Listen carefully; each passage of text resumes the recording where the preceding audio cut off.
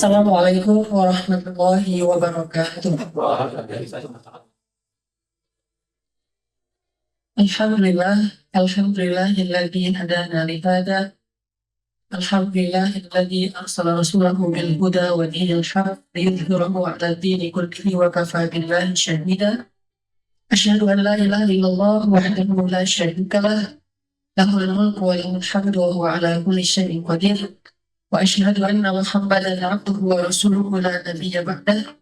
رضينا بالله ربا وبمحمد نبيا وبالإسلام دينا. اللهم صل وسلم وبارك على سيدنا محمد وعلى آله وصحبه ومن تبعه إلى يوم الدين. رب اشرح لي صدري ويسر لي أمري واحلل عقدة من لساني يفقهوا قولي. Teman-teman yang dirahmati Allah Subhanahu wa taala, seperti yang disebutkan di postingan Instagram Pemuda Hijrah tentang tema kita pada malam ini, tentang masalah nggak rela. Ini judul diambil dari pemahaman atau tafsir terhadap surat Asy-Syarah atau surat Al-Insyirah. Karena memang seperti yang saya sampaikan pada pekan yang lalu dan beberapa pekan sebelumnya, kalau acara tongkrongan ilmu kita di Rabu malam akan coba kita bedah ayat-ayat atau surat-surat yang populer di masyarakat, dan itu kita coba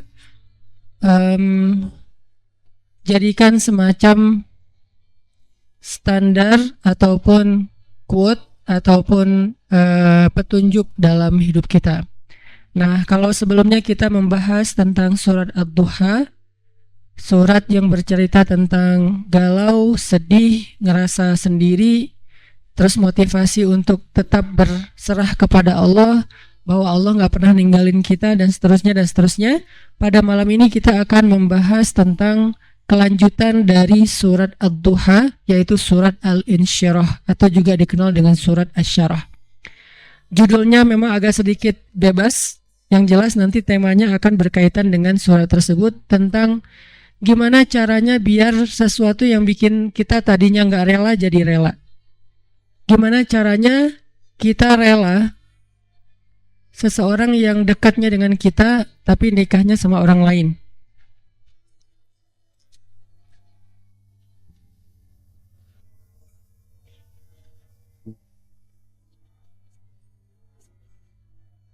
Soalnya saya juga nggak rela. Enak aja.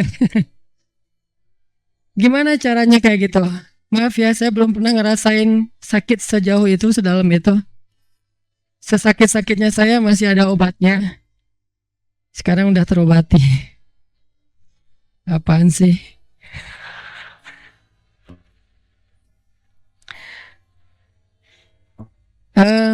Gimana caranya kita bisa rela kalau pas kita berdoa minta sesuatu, Allah malah ngasih kita ujian. Kita lagi getol-getolnya meminta kepada Allah tentang sesuatu yang kita lagi kepengenin banget. Tiba-tiba Allah malah ngasih yang sebaliknya.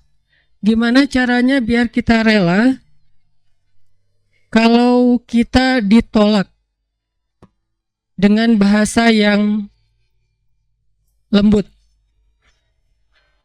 Kalau kita ditolak dengan alasan-alasan yang kadang-kadang gak masuk akal. Kalau kita ditolak alasannya misalnya kayak kita kayaknya gak cocok, soalnya hitung-hitungannya gak dapat misalnya, atau karena mitos-mitos tertentu, atau orang tuanya kayak gak sreg gitu sama kita, padahal kita udah berjuang untuk caper-caperan habis-habisan, modalnya juga udah keluar banyak, tapi ditolak. Gimana caranya kita rela atau lega? Gimana biar kita lega? Ini ada nih. Kalau kita ke masjid pakai sendal eger, pulangnya nyeker. Siapa nih? Terus banyak yang jawabannya politik gitu, nggak usah dibaca. Nah, gitu-gitu deh. Ada beberapa yang agak-agak unik, tapi yang paling unik yang tadi, kita udah kegeeran banget dia dekat sama kita, tapi jadiannya sama orang lain, dan orang lain itu bukan siapa-siapa, teman.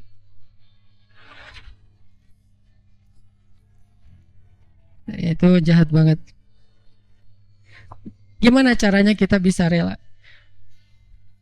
Pernah nggak teman-teman mencoba untuk melakukan sesuatu yang kita tuh udah siap-siap bakal gagal? Kayaknya bisa dipastiin nggak akan berhasil. Contoh, kita kayak mau ngedatangin seorang calon mertua yang anaknya itu idola kampus banget, atau idola sekolah, atau teman masa kecil kayak Spider-Man atau apalah. Terus kita kayak yakin banget bahwa kita tuh bukan standar orang tuanya dan pasti kemungkinan besar akan ditolak. Cuman kan gak ada salahnya juga untuk mencoba ya. Nah, ternyata ditolak beneran. Nah, gimana rasanya tuh? Apakah kita bisa benar-benar lega dan gak dendam sama dia? Apakah kita benar-benar bisa ngerasa lega dan akhirnya bisa maafin orang tersebut kalau dia misalnya ngezolimin kita, ngejailin kita, ngecurangin kita, nikung kita? Yang terakhir agak berat sih, yang misalnya dia kayak memfitnah kita, ngomongin kita, mengkomen dengan hate di akun kita, meng-kick kita di grup, atau nge-blok kita di nomornya. Bisa nggak kita lega, kita rela, terutama kepada Allah Subhanahu Wa Taala? Karena ada orang yang mungkin sering nggak rela dengan perlakuan manusia, tapi dia masih berusaha untuk rela dengan ketentuan Allah. Yang parah tuh sampai ke Allah juga nggak rela. Dia nggak rela ketika Allah memberikan dia satu ketentuan. Bahkan nikmat pun kadang nggak rela. Dikasih nikmat sekian dia berharapnya lebih. Dikasih nikmat begini dia berharapnya begitu. Dikasih fisik yang ini dia berharapnya kayak gitu. Dan seterusnya. Kadang-kadang masalah rambut aja dia nggak rela. Belum lagi nanti masalah kulit. Belum lagi nanti masalah tinggi badan, masalah apa segala macam yang sifatnya emang takdir dia diciptakan kayak gitu. Beda dengan mungkin kalau yang masalah-masalah, katakanlah misalnya kayak sesuatu yang sifatnya karena usaha kita kayak berat badan atau jerawatan atau apa, ini kan relatif ya. Tapi kalau emang udah takdirnya kayak gitu, dia nggak rela. Termasuk dia nggak rela dengan ketentuan Allah, dia seorang laki-laki sehingga dia pengen jadi ya transgender gitu lah, pengen jadi cewek, terus dia cewek pengen jadi cowok, terus dia bingung gitu, kok dua-duanya nggak enak ya, terus jadi saya jadi apa gitu kan ya. Nah, ini nggak rela gitu kan. Nah, ini semuanya adalah tentang syarhus sadar, berlapang dada. Berlapang dada pertama yang paling penting adalah berlapang dada terhadap ketentuan Allah, yang kalau dalam bahasa fikihnya kadang disebut dengan istilah takdir. Atau berlapang dada dengan sikap-sikap orang kepada kita. Seberapa besar lapang dada kita sehingga dada kita itu muat dengan kesalahan orang. Makin lapang, makin banyak kesalahan orang yang muat di dalam dada kita. Nggak sampai bikin kita nyesek. Jadi ada kesalahan masih lapang, nggak nyesekin kita, jadi kita masih santai. Kan orang kalau lapang, sebutlah kita kayak di sebuah ruangan atau di mobil aja nih. Kebenaran mobilnya mobil city car yang memang dua row gitu, seatnya cuma 4 orang. Nah, kalau masuknya cuma kita driver nih, masuk 1 orang teman, kita merasa sempit nggak? Enggak. Atau kita jadi penumpang sama driver, masuk seorang teman masih biasa. Masuk yang ketiga jadi 4 orang sekarang masih biasa. Masuk yang kelima, yang keempat jadi 5 orang, mulai agak-agak gimana gitu, apalagi duduk di belakang kan ya.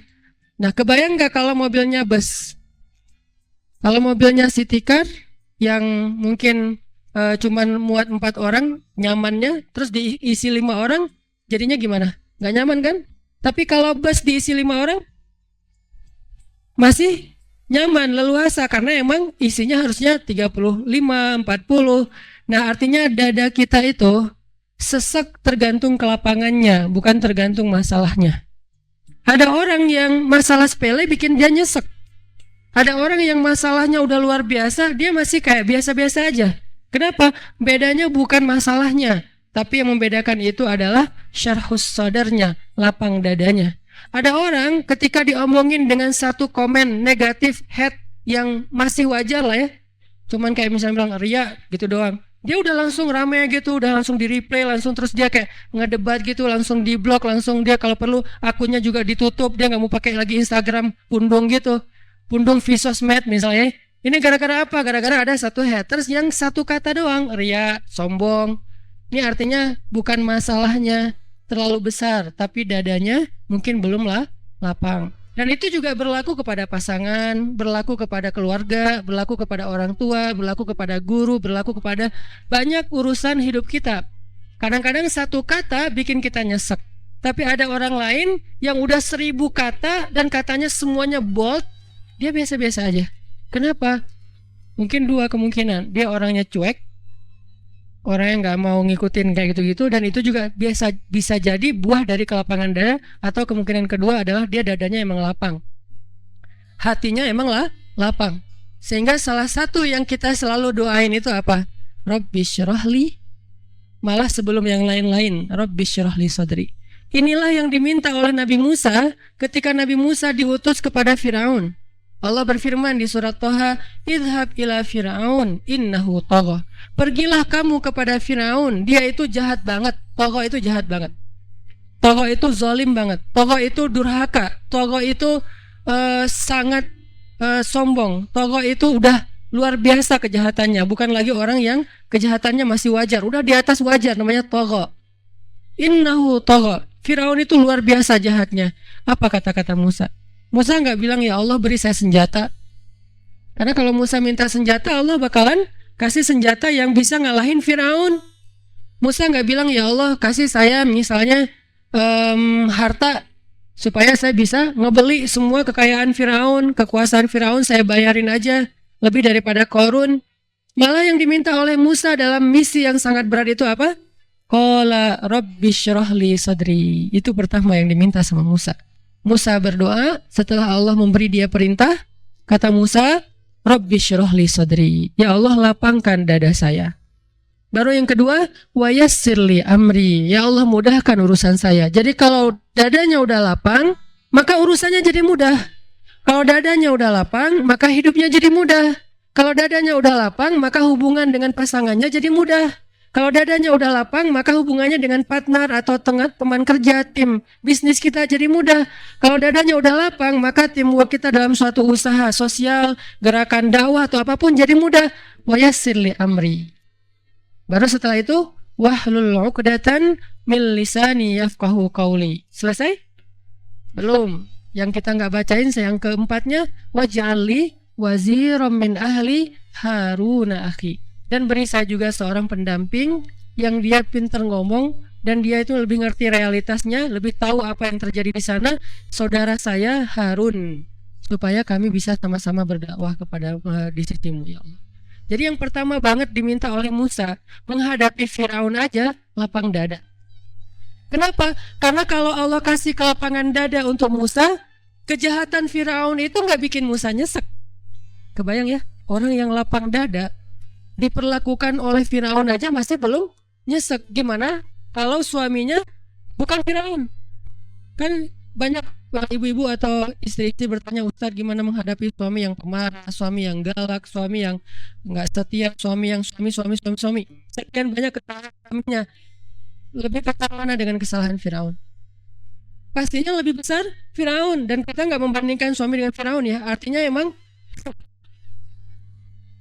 ya jauh lah, insya Allah. Ini bukan dalam masa dalam niat membandingkan. Tapi kalau kesalahan Firaun aja dengan kelapangan dada Musa tidak pundung, Musa tetap bisa bersabar, Musa tetap bisa menuntaskan misi dakwahnya, berarti lapang dada itu penting banget dalam hidup kita teman-teman. Sampai dengan kelapangan dada bisa menghadapi orang sekelas Firaun, berarti kan lapang dada itu penting banget ya. Yang kalau di bawah Firaun pasti akan lebih lega lagi nih. Di Firaunin aja lega, di Firaunin. Jadi diperlakukan oleh Firaun aja masih lega. Itulah yang diminta oleh Musa. Ini menandakan bahwa lapang dada itu salah satu doa yang paling penting untuk kita baca teman-teman. Bukan cuman pas mau ngomong di depan kita baca Rabbi syrah li sadri. Kapan aja Rabbi syrah li sadri, Rabbi lapangkan dada saya, lapangkan dada saya. Kalau mau pulang ke rumah buat yang udah punya pasangan, istri lagi ngambek di pintu, Rabbi syrah li sadri. Pengalaman pribadi. Insyaallah nanti kita lanjutkan setelah salat Isya. Bismillahirrahmanirrahim.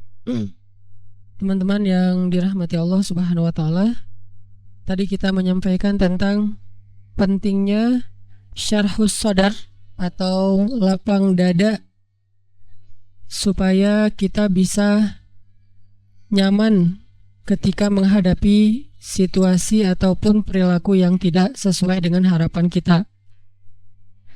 Syarhus sadar ini berlaku hubungan kita dengan Allah. Syarhus sadar ini dipakai ketika hubungan kita dengan orang tua, hubungan kita dengan pasangan, hubungan kita dengan anak, hubungan kita dengan saudara, dengan teman, dengan tetangga, dengan siapapun. Karena kalau kita nggak punya syarhus sadar, nggak punya kelapangan dada, kita susah untuk lega menghadapi orang lain, lega untuk menghadapin ketentuan Allah dalam hidup kita. Kita bakalan lebih banyak berkeluh kesah, nyesek, bete, terus rasanya kayak nggak bebas gitu, kayak ada sesuatu yang nyesek banget di dada kita tuh. Nah ini pasti bikin kita sendiri yang nggak nyaman. Sedangkan Allah Subhanahu wa taala udah ngajarin kepada kita satu doa yang dipetik dari bacaan doanya Musa alaihissalam. Ketika mau menghadapi Firaun aja, Musa meminta supaya dilapangkan dada, saking pentingnya modal ini. Jadi sebelum minta mujizat, di antara mujizatnya tongkat jadi ular, mujizatnya nanti bisa ngebelah laut, mujizatnya macam-macam. Sebelum Nabi Musa minta mujizat, karena sifat dari mujizat itu adalah mengalahkan makar-makar musuh. Itulah sifat dari mujizat. Jadi ketika Allah kasih mujizat kepada nabinya, itu bertujuan untuk mengalahkan makar-makar yang dibuat oleh musuh. Misalnya kalau makarnya adalah syair, maka mujizatnya adalah Al-Quran.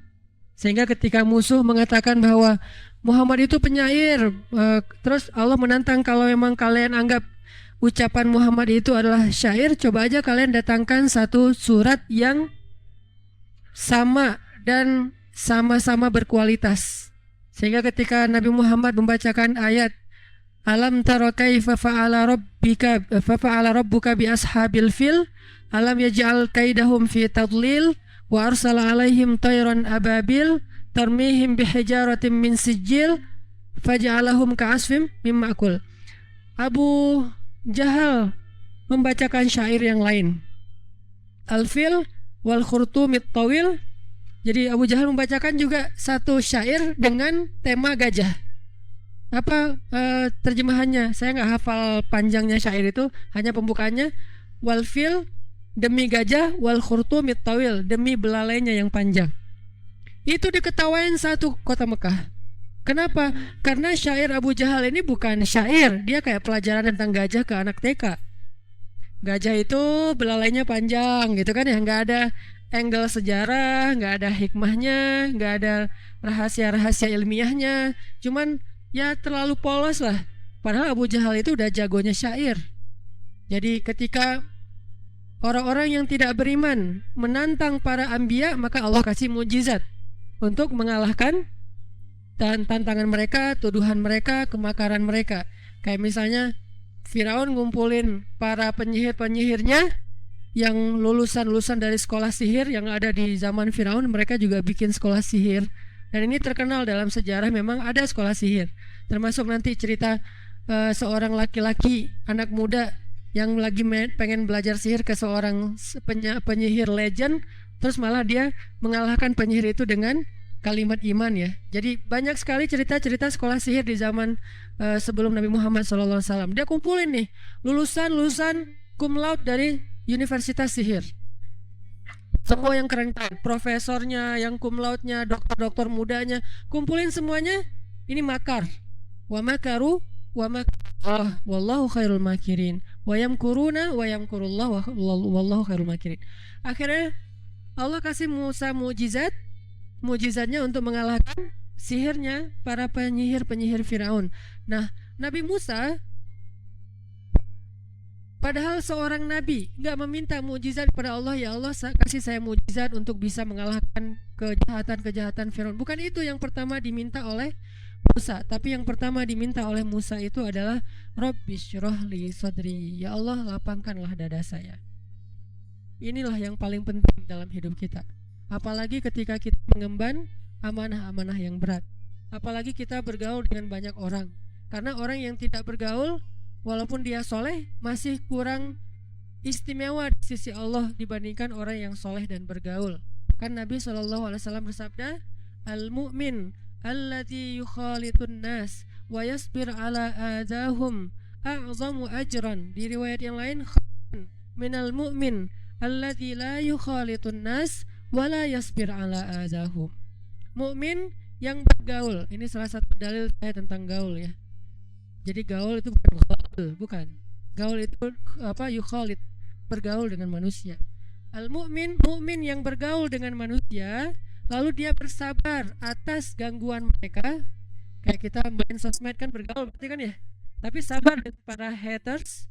Nah, ini lebih banyak pahalanya atau lebih utama, lebih baik daripada mukmin yang tidak bergaul dengan manusia dan tidak bersabar atas gangguan mereka, walaupun dua-duanya mukmin.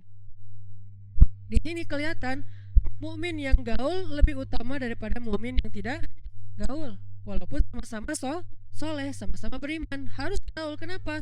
Karena dakwah itu adalah pergaulan. Kalau kita tidak mau bergaul dengan masyarakat luas, bagaimana kita akan tabligh, menyampaikan risalah Allah kepada mereka? Bagaimana mungkin risalah Allah ini tersampaikan kepada orang lain kalau kita berdiam diri di mihrab masjid? Bagaimana mungkin dakwah ini akan tersampaikan kepada Indonesia kalau kita nggak punya akun sosmed? Bagaimana mungkin dakwah ini akan tersampaikan kepada semua komunitas kalau kita membatasi diri bergaul hanya dengan orang-orang yang udah soleh doang gitu? Kalau dalam konteks dakwah, sehingga ketika kita mengambil peran dai dan ingin bergaul dengan manusia, konsekuensinya adalah wayasbir ala azahum, harus bersabar dengan perangai-perangai mereka yang kadang gak nyaman, komen-komen mereka yang kadang gak sesuai dengan kita, respon mereka yang kadang di luar dugaan kita dan seterusnya. Dan kesabaran ini buah dari syarhus sadar, lapang dada. Dan itulah yang Allah berikan sebagai bekal kepada Nabi Musa dan juga para anbiya. Jadi bisa dibilang teman-teman, salah satu syarat menjadi nabi adalah syarhus sadar, lapang dada.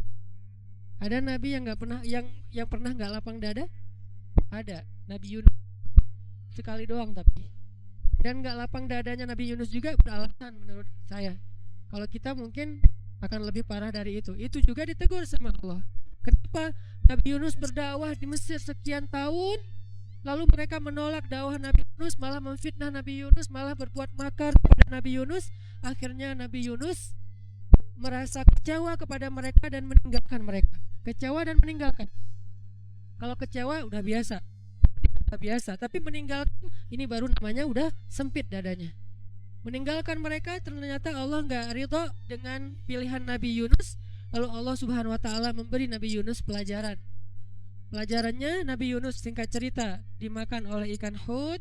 Ada yang bilang nun, ada yang bilang paus, ada yang bilang apa, segala macam, pokoknya ikan aja. Dimakan sama ikan, kemudian membawa Nabi Yunus ke kedalaman yang luar biasa, sampai ke kedalaman yang tidak masuk cahaya. Ke kedalaman yang tidak masuk cahaya, karena ada paus tertentu yang dia berenang di kedalaman yang manusia nggak akan sampai ke sana, yang nggak akan tembus cahaya matahari.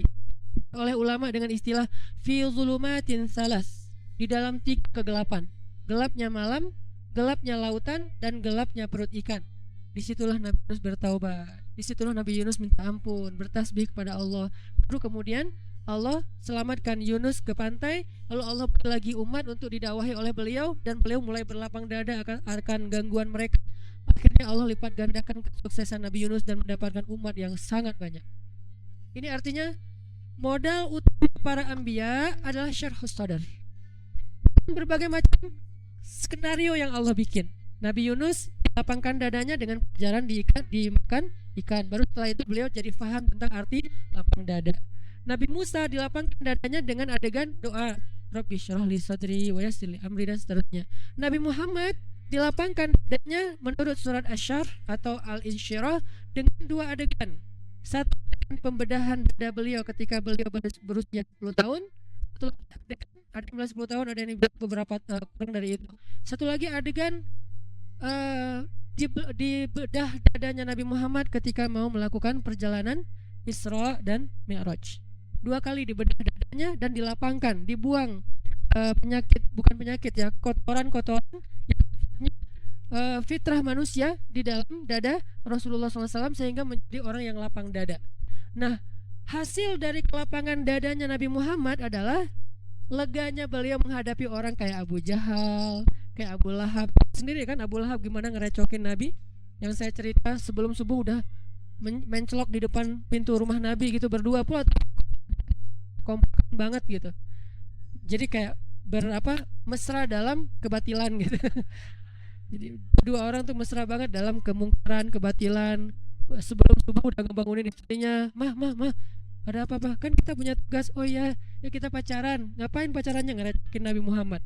Pacaran ngerecokin Nabi Muhammad. Duduk aja berdua depan pintu rumah Nabi. Begitu Nabi keluar, nah ini orangnya nih, ngikutin kemana Nabi pergi. Kan gak enak banget ya, paling gak enak. Nabi juga pernah sedikit ngerasa kayak terganggu oleh kedatangan sahabat yang pengen belajar ilmu tapi kayak maksa gitu. Abdullah bin Umi Maktum kan, Nabi lagi ngedawahin kepala kaum dan berharap kalau kepala suku, kepala komunitas, kepala geng ini masuk Islam, nanti satu komunitasnya akan memeluk Islam. Datang Abdullah bin Umi Maktum, narik-narik baju Nabi. Rasul, narik-narik gitu. Namanya juga mungkin orang kampung, terus dia juga tunanetra gitu. Nah, Rasul.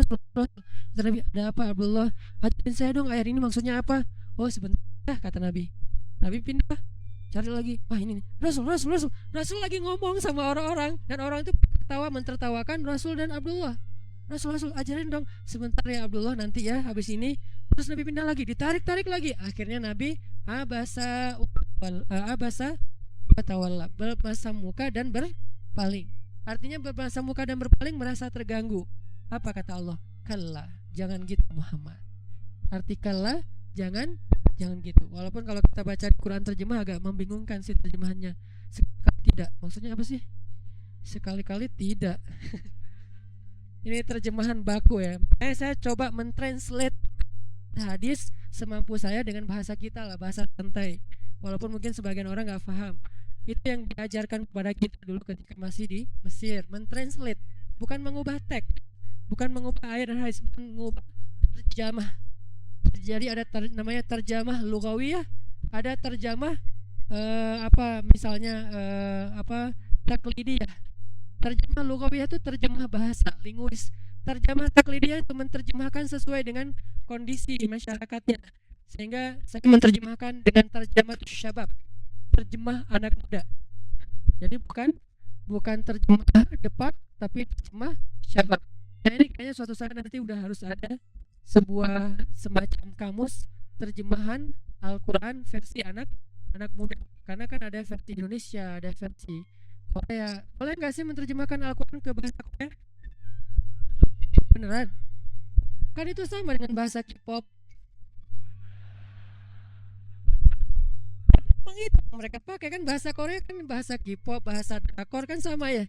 Berarti nggak dong menerjemahkan Al-Quran ke bahasa Korea walaupun dipakai sama K-pop dan drakor. Dan saya juga ya gitu deh. Jadi artinya menerjemahkan ke bahasa anak main boleh juga dong. Tapi kan dipakai main, emang semua anak gaul itu negatif kan? Enggak. Di sini saya kira anak-anak gaul semua nih yang lagi ngumpul dan menjadikan masjid sebagai salah satu spot tempat nongkrong gitu. Teman, ternyata dengan syarhus sadar yang Allah berikan kepada Nabi Muhammad, akhirnya Nabi jadi berlapang dada terhadap gangguan-gangguan orang sekelilingnya, termasuk Abu Lahab, Abu Jahal. Abu Jahal itu memfitnah Nabi itu udah habis-habisan. Termasuk nanti Suhail, seorang laki-laki Mekah yang dia itu bisa dibilang wartawan dan juga penulis. Dia mengubah opini publik dari yang mereka respect kepada Nabi Muhammad malah jadi benci, haternya Nabi Muhammad. Gara-gara apa?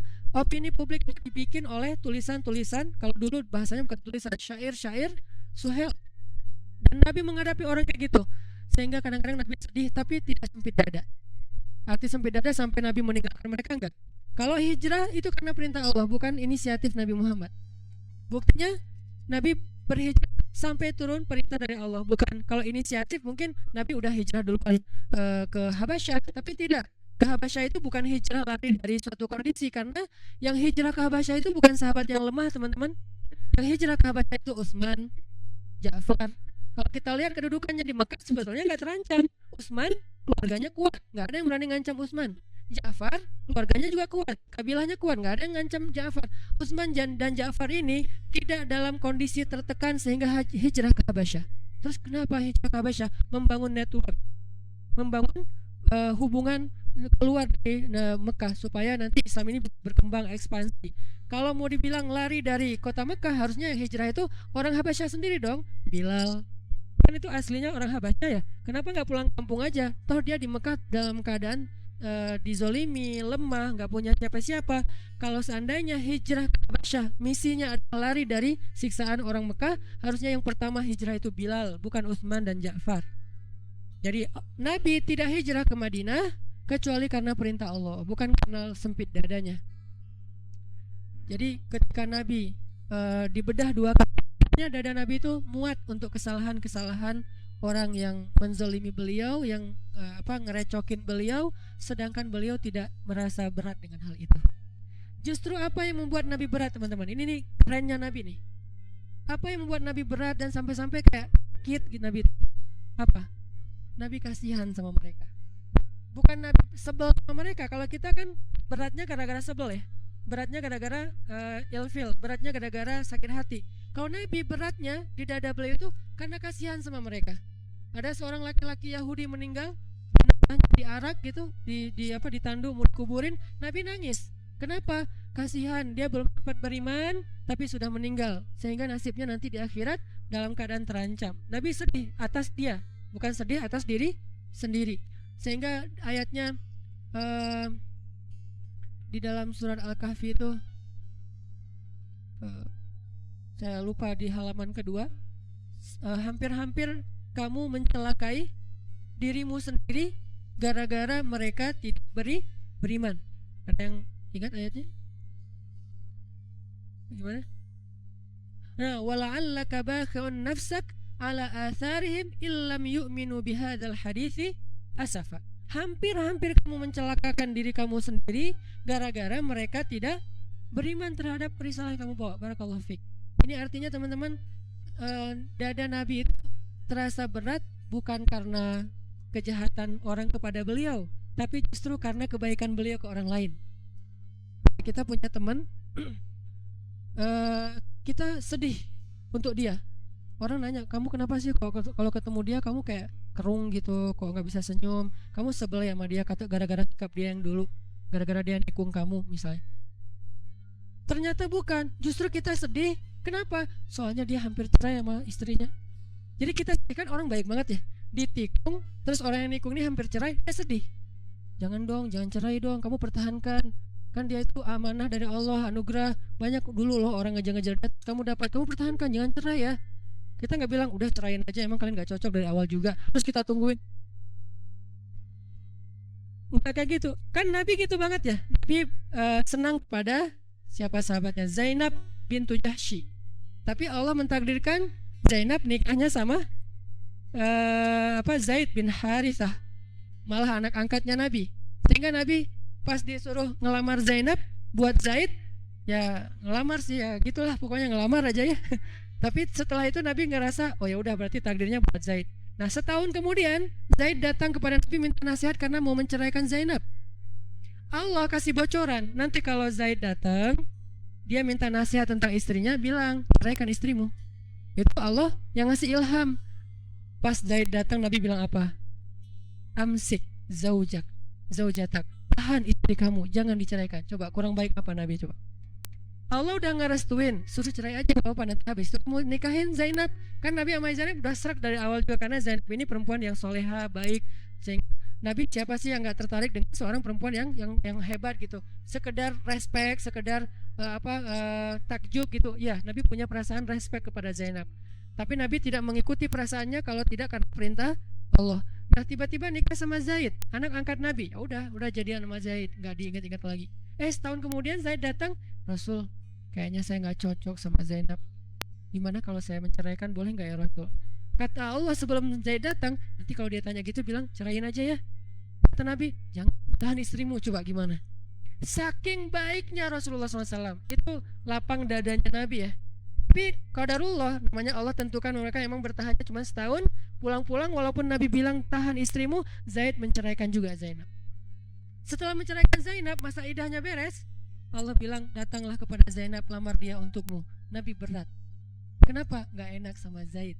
Coba, padahal kan udah gak ada hubungan, tapi tetap gak enak sama Zaid. Masa Zaid cerai langsung saya nyamber gitu kan ya, kayak nampung banget gitu, ditunggu-tunggu banget. Jangan-jangan selama ini Zaid nggak berkah gara-gara doanya, mungkin ya Allah mudah-mudahan nggak harmonis, bercerai atau apa kan, jadi kayak nggak enak gitu kan. Jadi Nabi itu orangnya rafah banget, jaga perasaan orang banget, nggak enak banget. Kenapa? Harus sadar, beliau lebih mending beliaunya yang bikin nggak nyaman daripada bikin orang lain nggak nyaman. Itu Nabi banget tuh. Beliau lebih memilih saya aja deh yang repot, yang apa jadi riwah, tapi jangan riwahin orang lain. Itu Nabi banget tuh. Ini namanya syarhus sadar. Makanya Allah bilang, alam nasyrah laka sadrak ya Muhammad, wa wada'na anka wizrak ya Muhammad, alladzi anqadha dhahrak ya Muhammad, wa rafa'na laka dzikrak ya Muhammad. Kemudian Allah bilang, fa inna ma'al usri yusra, inna ma'al usri yusra. Itu motivasi. Udah tenang aja, di balik kesulitan, bersama kesulitan ada kemudahan, bersama kesulitan ada. Artinya itu satu paket, nggak usah dipisahin. Nggak ada kesulitan, nggak ada. Yang ada kesulitan, kemudahan, satu paket. Ma'iyah, kebersamaan, nggak bisa dipisahin. Bukan setelah kesulitan, kemudahan, bukan bersama. Arti bersama memang datang berbarengan. Berbarengan Ustaz, kok saya nggak ngerasain? Nah ini nih, bersama dengan kesulitan ada kemudahan, itu datangnya bersamaan teman-teman. Tapi bersamaannya apa? Kadang-kadang kalau misalnya kita lagi ada kesulitan, jadi mudah tahajud, ya kan? Jadi mudah ke masjid. Bukankah itu kemudahan?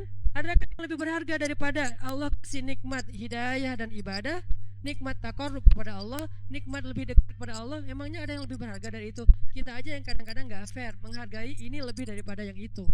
Padahal itu lebih berharga. Allah ambil nikmat misalnya tadi habis diputusin, kan itu berat ya, langsung sempit dadanya. Tiba-tiba lapang dengan Allah, dia gitu banget sama saya. Apa yang kurang dari saya tuh udah habis-habisan loh ya Allah, tuh modal udah habis semuanya, motor udah dijual, kosan nunggak, karena uang kos saya pakai buat jajan dengan dia, modal banget loh ya Allah. Kan kita jadi kayak romantis gitu ke Allah, kita kehilangan romantis dengan seseorang, muncul romantis dengan Allah. Bukankah fa'in ma'al usri yusra? Dan itu yang paling sering. Lagi nanti setelah itu, setelah romantis Allah kasih hadiah, Allah kasih kejutan dan seterusnya. Jadi Allah membuat Nabi Muhammad SAW, artinya lapang dadanya Nabi itu bikin dia bisa bertahan. Sesekali ada Nabi pulang habis dilempar kotoran, Nabi pulang habis dilemparin berdarah-darah, terus Nabi pulang ketemu Khadijah. Ini luar biasa ya. Siapa? Khadijah. Siang hari mencari Khadijah, malam hari mencari Allah. Siang hari cari siapa? Ada Ustaz. Ya udah. Kalau belum ada Khadijah ya udah malam hari aja andalkan. Siang hari cari temen main kayak apa, kayak pengalihan gitu ya, pelampiasan, free dive, terus nggak muncul ya nggak apa-apa. Yang jelas cari sesuatu yang bisa bikin kita terhusah dan lapang dada gitu.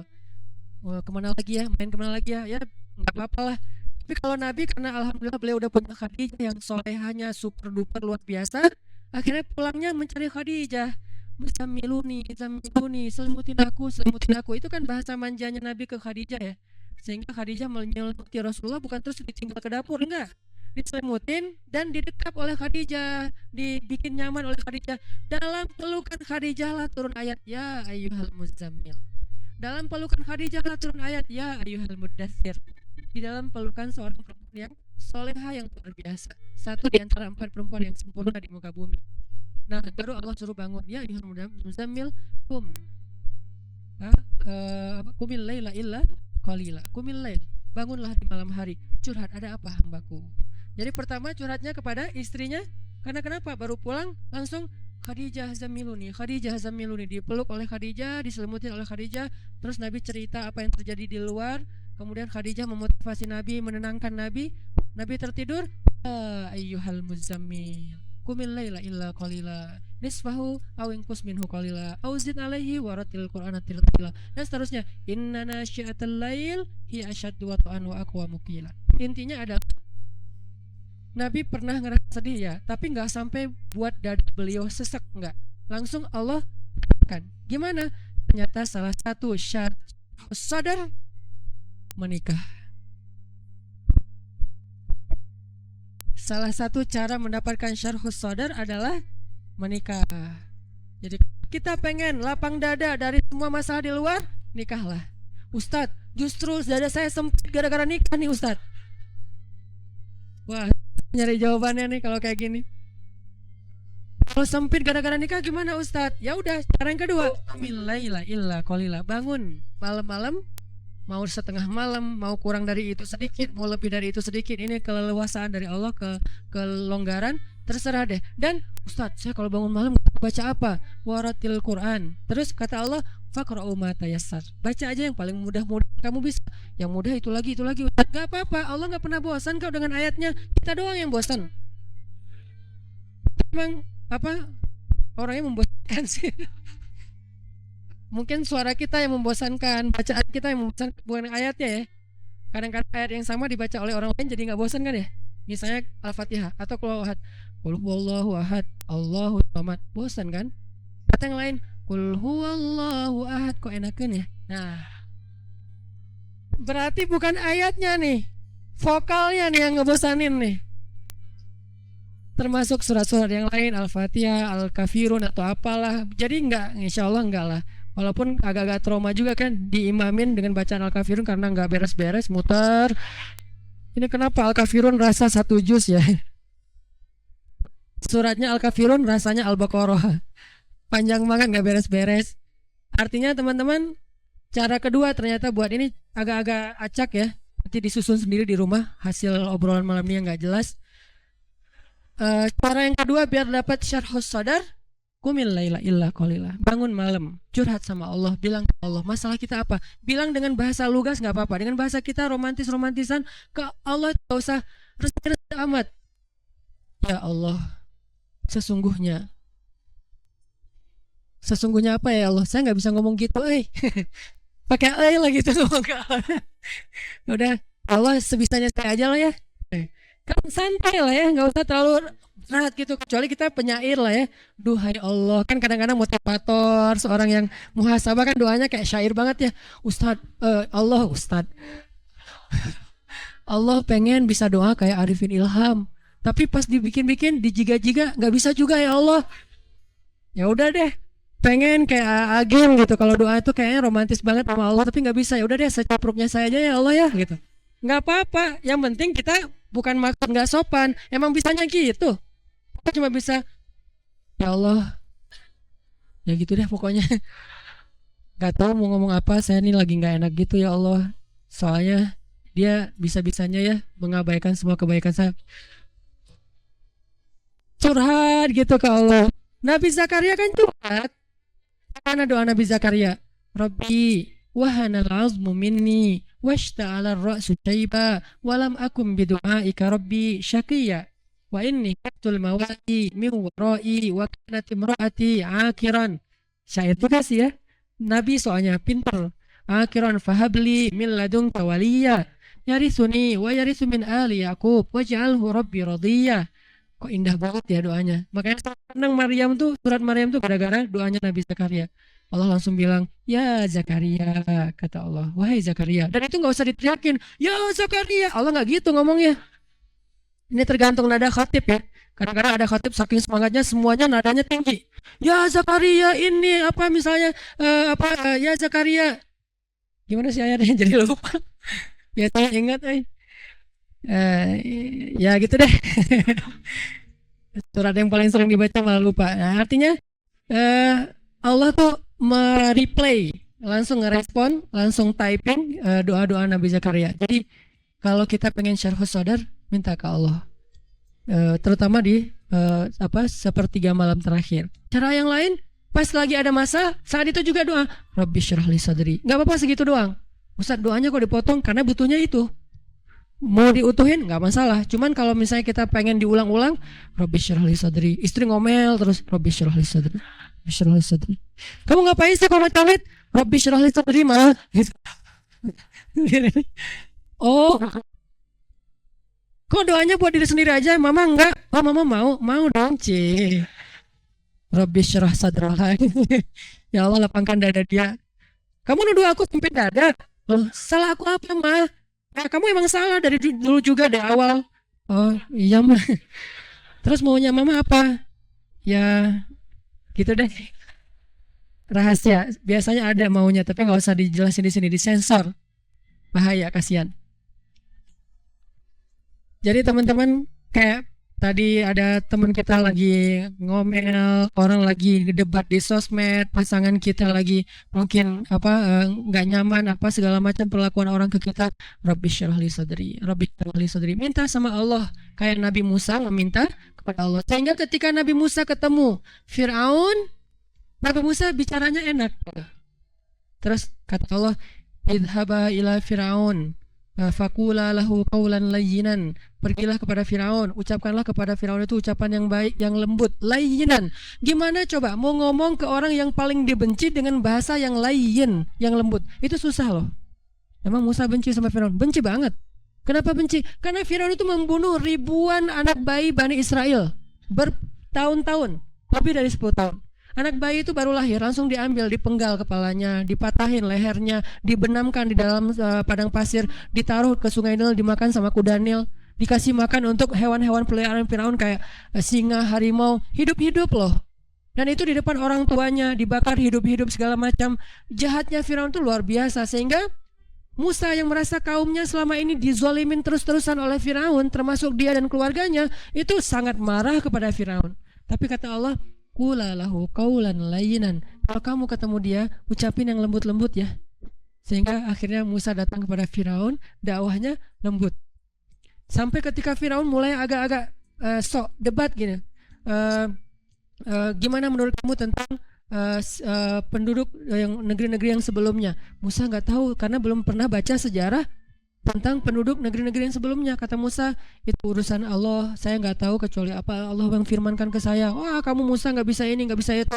Firaun sombong. Musa tetap sabar, nggak langsung marah karena Musa itu aslinya sangat tegas, sangat orangnya kan nggak bisa beda gaya nih. Musa dan Harun tuh dua orang yang berbeda gaya, sama seperti Yahya dan Isa. Musa itu mirip Isa, Harun itu mirip Yahya. Harun itu kalau ngadapin orang lagi marah-marah didiemin dulu, terus dikasih tahu. Musa lagi marah-marah dimarahin balik. Itu Musa. Makanya Musa ketika pulang 40 hari lagi mendapatkan wahyu, ngelihat kaumnya sudah syirik, apa yang dilakukan Musa? Dia pegang jenggot kakaknya Harun, dibanting sama Musa. Tarik gini. Kenapa kamu biarkan mereka syirik? Kan saya sudah serahin mereka jadi tanggung jawab kamu. Apa kata Harun? Saudaraku, jangan engkau tarik jenggotku. Coba. Kan ayatnya gitu kan? Menunjukkan Musa itu orangnya tegas dan gak ada basa-basi Musa. Kalau Harun, dia menjelaskan dulu, memahamkan dulu. Beda gaya nih dan saling membantu dalam dakwah. Sehingga kadang-kadang ada ustadz yang tipenya ya strike gitu. Ada ustadz yang ya udah diolok dulu, ya udah nggak apa-apa. Ada yang kayak gitu kan ya. Ayah dan ibu juga kayak gitu. Anaknya dimarahin oleh ayahnya, ibunya bilang ya udah besok diperbaiki ya gitu kan. Selalu ada penyeimbang kan. Musa dan Harun tuh gitu banget teman-teman. Akhirnya Musa mengumpulkan kaumnya semuanya, dimarahin satu-satu dan disuruh untuk bertaubat dengan cara yang sangat-sangat berat. Ketika mereka syirik, Harun mengatakan, wahai kaumku, bukankah Musa baru saja meninggalkan kalian beberapa hari yang lalu? Artinya dakwahnya belum hilang dari ingatan kalian. Kenapa kalian sudah kufur? Bukankah Allah baru saja menyelamatkan kalian dari tenggelamnya di Laut Merah? Kenapa kalian sekarang sudah kufur kepada Allah? Difahamkan, diingatkan oleh Harun. Kalau Musa, sini kalian semuanya, udah bunuh diri. Gitu. Ngeri banget kan ya. Ini beda gaya nih Musa dan Harun. Tapi setelah Allah lapangkan dadanya, Musa nggak gitu ke Firaun. Firaun marah-marah, Musa diamin dulu. Apa Musa takut? Enggak, bukan tipe Musa yang penakut. Orang dia dorong, nggak ada orang, cuma toel doang mati kan ya. Lo Firaun masih ingat nggak 15 tahun yang lalu? Apaan? Gua toel orang mati, lo mau diduitin? Kan bisa aja. apaan sih lo? Firaun digituin dong. Firaun mati kan? Sejarahnya nanti di Al-Quran jadi beda lagi kan? Firaun mati ditolak Musa kan enggak ya? Nah, kenapa nggak ada adegan itu? Karena Musa nggak marah. Musa berlapang dada. Ini pentingnya lapang dada. Sampai bisa ngadapin Fir'aun. Fir. Sampai bisa ngadapin Fir'aun. Nah, Nabi Muhammad juga kayak gitu. Gara-gara udah Allah lapangkan dada, alam nasyrah laka sadrak, akhirnya ujian-ujian yang dihadapi Nabi Muhammad, beliau hadapi dengan lapang dada. Salah satu yang terberat, suatu saat Bilal pernah nanya kepada Rasulullah SAW. Bilal apa Abu Hurairah kalau nggak salah. Di tafsir Al-Insyirah, kata Abu Hurairah, ya Rasulullah, pernah nggak engkau melalui, Aisyah nanya, ya Rasulullah, pernah nggak engkau melalui satu hari yang paling berat dalam hidupmu? Kapan? Aisyah nanya, kapan sih hari yang paling berat buat Nabi dalam hidupnya? Kata Nabi, hari ketika saya datang ke Taif, lalu orang-orang di Taif itu melempari saya, mengusir saya, mencela saya, dan saya dikejar-kejar keluar masuk kebun kurma seharian. Itulah hari yang paling berat buat saya. Lalu ketika saya sudah selamat dari pengejaran mereka, saya berhenti di sebuah daerah namanya kebun Nakhlah.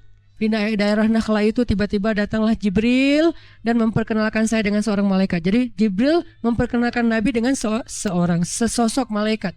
Malaikat apa itu? Malaikat penjaga gunung. Kata Jibril, ya Rasulullah, ini malaikat penjaga gunung. Silakan kalau ada request ke beliau.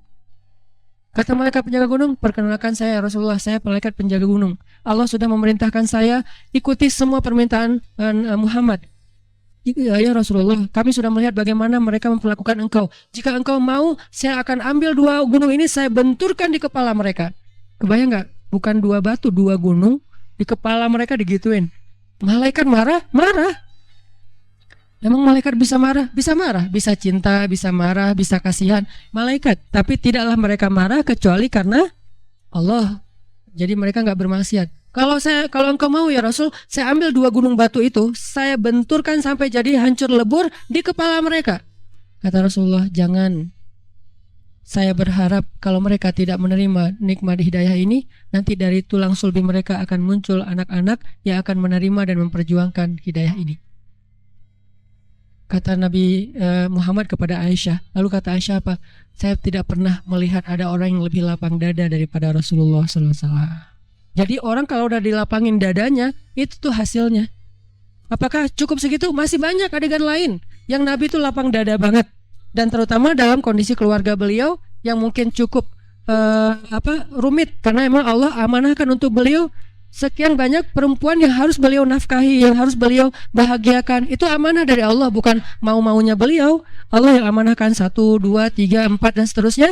Untuk apa? Supaya mereka diperlakukan oleh Rasulullah dengan perlakuan yang baik. Kok mereka yang dipilih ya Ustadz? Karena mereka lah perempuan paling istimewa di muka bumi. Jadi saking sayangnya Allah kepada Aisyah, Hafsah, Ummu Salamah, Zainab, Maria, Sofia dan yang lain-lainnya, saking sayangnya Allah kepada mereka karena kesolehan mereka, akhirnya Allah hadiahkan untuk mereka seorang Nabi, Rasulullah SAW. Tapi tetap aja namanya perasaan kan ya, rumit kan, gak bisa dijelasin dengan teori-teori logis. Akhirnya Nabi harus berdamai, harus lapang dada dengan kecemburuan mereka, percekcokan di antara mereka, ngambeknya mereka, bapernya mereka, dan seterusnya. Nabi lapang dada. Dan kalau kita baca cerita lapang dadanya Nabi kepada istrinya, berat, luar biasa tuh ya. Sampai kita, wah, susah kalau gitu ditiru. Tapi di sini ada pelajaran, ternyata lapang dada itu bisa bikin kita mampu menanggung yang tidak mampu ditanggung orang lain. Dan seorang mukmin yang lapang dada mampu menanggung urusan orang lain namanya rohilatan. An-nasu ka'ibili mi'ah. Manusia itu kata Nabi seperti 100 ekor onta. La takadu tajidu fiha rohilatan. Hampir-hampir kamu gak ngelihat satu pun di antara 100 ekor onta itu rohilah. Apa itu rohilah? Onta yang sanggup memikul beban dan mampu berjalan jauh. Itu namanya rohilah. Siapa rohilah kata Nabi? Mukmin. Yang tidak mukmin dia ibil. Dia seperti onta biasa saja yang makan, minum, hidup hanya untuk dirinya saja. Sedangkan mukmin dia tidak hidup untuk dirinya. Dia hidup rohilatan, menanggung beban. Mulai dari menanggung beban keluarga, menanggung beban masyarakat, menanggung beban umat. Itulah mukmin. Makin banyak yang ditanggung menunjukkan makin lapang dada dia. Karena kalau dia nggak lapang dada, nggak akan sanggup nanggung beban, keluh kesah, masalah orang lain. itulah nabi, itulah para anbiya, itulah orang-orang soleh. Sehingga minta sama Allah, Rabbi syrah li sadri, Rabbi syrah li sadri, Rabbi syrah li sadri. Ya Allah, lapangin dada saya. Bukan minta beban, bukan. Supaya kalau Allah nitipin beban ke kita, kita sanggup memikulnya. Kenapa? Karena beban dada kita lapang. Wa wada'na anka wa alam nashrah laka sadrak wa wada'na anka wizrak alladzi anqadha dhahrak. Jadi beban-beban Nabi itu seolah-olah diturunkan oleh Allah. Maksudnya apa? Bukan Nabi dia ambil bebannya, bukan. Jadi Nabi memikul banyak beban dakwah tapi kayak nggak bawa apa-apa. Itu maksud dari ayat itu. Gara-gara apa? Syarhus sadar. Jadi Nabi dakwah 23 tahun merintis sesuatu. Bisa dibilang Nabi itu foundernya Islam, bukan founder komunitas, founder Islam. Dan itu berat banget loh, ngerintis sebuah gerakan, sebuah syariat tasyri' yang luar biasa. Kok bisa jadi kayak nggak bawa apa-apa? Bebannya kayak nggak ada di pundak beliau. Kenapa? Karena syarhus sadar. Alam nasyrah laka sadrak wa wada'na anka wizrak alladzi anqadha dhahrak. Kalau udah gitu, wa rafa'na laka dzikra. Jadilah dia orang mulia. Kenapa mulia? Karena mau mengambil banyak sekali beban orang lain untuk dia pikul, tapi nggak berasa seperti memikul beban. Kok bisa gitu? Lapang banget dadanya. Ini maksud dari ayat tersebut, teman-teman. Pentingnya syarhus sadar, minta sama Allah. Tipsnya sederhana tadi. 1, nikah.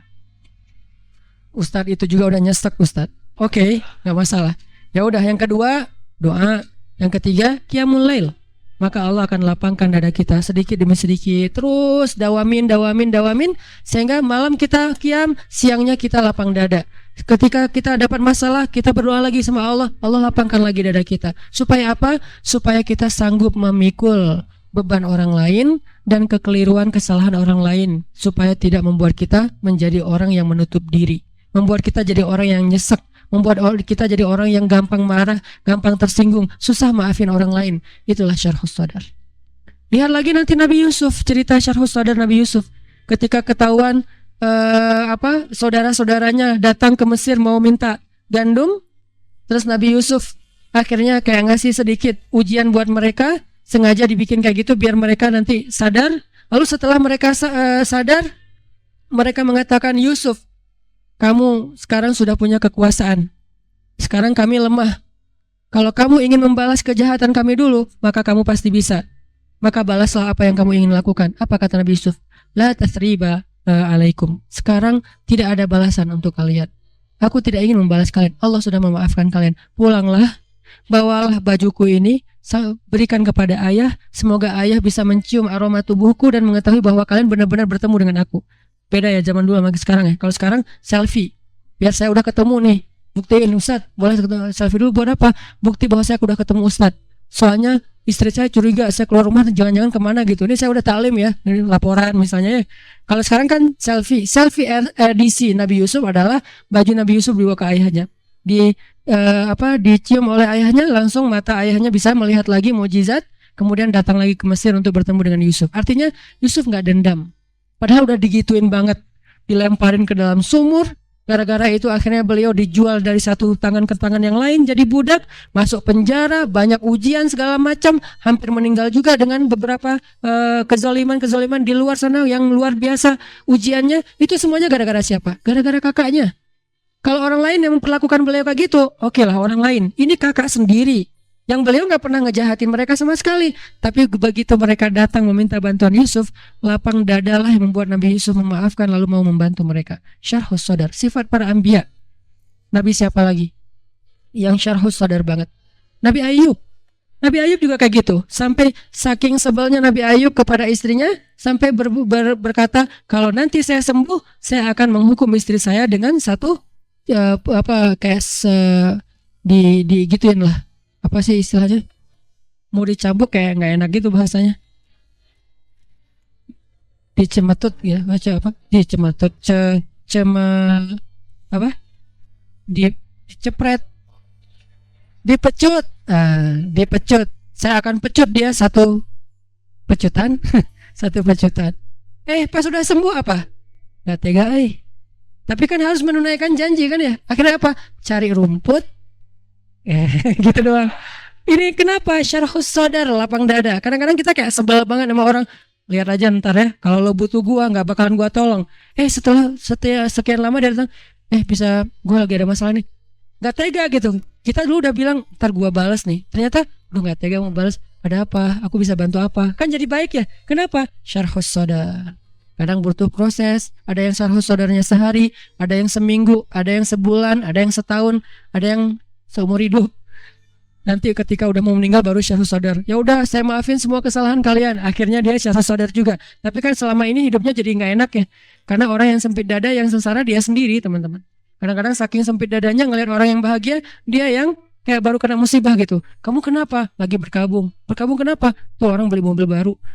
Orang beli mobil baru, dia yang berkabung. Orang yang nikah, dia yang bete. Mantan. Mantan soalnya susah. Ya itu agak wajar sih. Jadi intinya teman-teman, yuk kita belajar syarhus sodar dengan 3 cara tadi: doa, tahajud, menikah. Mudah-mudahan kalau kita mendapatkan pasangan, benar-benar pasangan yang disebut dengan istilah qurrata a'yun. Itulah syarhus sodar kan? Karena kalau pasangan tidak menjadi qurrata a'yun, berarti tidak bisa jadi syarhus sodar. Apa arti qurrata a'yun? Penyejuk hati. Jadi kita pulang ke rumah sejuk gitu ya. AC di mana-mana. Enggak, kata-katanya yang menyejukkan hati, senyumnya menyejukkan hati, dandanannya menyejukkan hati. Makanya orang sih mungkin salah paham ya, nggak paham maksud dari dakwah saya. Saya bilang dandan itu ibadah, bukan apa-apa. Bukan saya pengen sok cari sensasi di Ustadz, aneh-aneh aja yang dibahas yang nggak pernah orang lain bahas. Bukan, justru saya mencari bahan-bahan dari hadis, dari teks agama untuk menyelesaikan masalah keluarga, tapi bukan dengan doktrin. Kita kasih programnya. Salah satu program berdandan. Perempuan yang rajin berdandan untuk suaminya itu pahalanya gede banget loh. Kenapa? Karena itu bagian cara dia menyenangkan suami. Dan itu perintah dari Aisyah radhiyallahu anha. Berdandanlah untuk suami kalian, wahai perempuan Ansor, wahai perempuan Madinah. Kenapa? Karena itu perintah Allah. Jangan bikin suami kalian sedih. Dan perhatikan tempat yang sering dipandang oleh suami kalian. Jangan sampai dia memandang sesuatu yang lagi kotor, termasuk wajah kalian, tubuh kalian. Sehingga ada seorang perempuan Ansor datang ke rumah Aisyah, rambutnya acak-acakan, nggak di krimbat, nggak di treatment gitu, nggak di Terus Aisyah bilang, bersihkan rambut kamu atau rapikan rambut kamu demi suami kamu. Sampai Aisyah sempat-sempatnya enggak ikut hadir dalam majelis ilmunya Rasulullah SAW. Padahal majelis ilmu pahalanya gede banget. Gara-gara apa? Kata Abu Hurairah, gara-gara sibuk berdandan untuk Rasulullah. Ini namanya Rabbi habli Rabbana hablana min azwajina wa dzurriyyatina qurrata a'yun. Itu salah satu di antara ciri perempuan yang solehah. Di antara 3 ciri kata Nabi apa? Idza ra'aita sarratka. Kalau kamu ngelihat dia, kamu jadi senang. Itu istri solehah. Gimana cara bisa jadi senang? Dengan sikapnya dan dengan penampilannya. Perempuan yang di atas, yang di belakang, yang di jalan. Nih, kalau kalian ingin menyenangkan hati suami kalian atau calon suami kalian nanti, dari sekarang siapin beauty case. Kalau bisa jangan beauty case, beauty baggage. Jadi satu koper beauty case-nya tuh. Ini lipstick ada 7 macam model. Dari yang paling matte sampai yang paling glossy.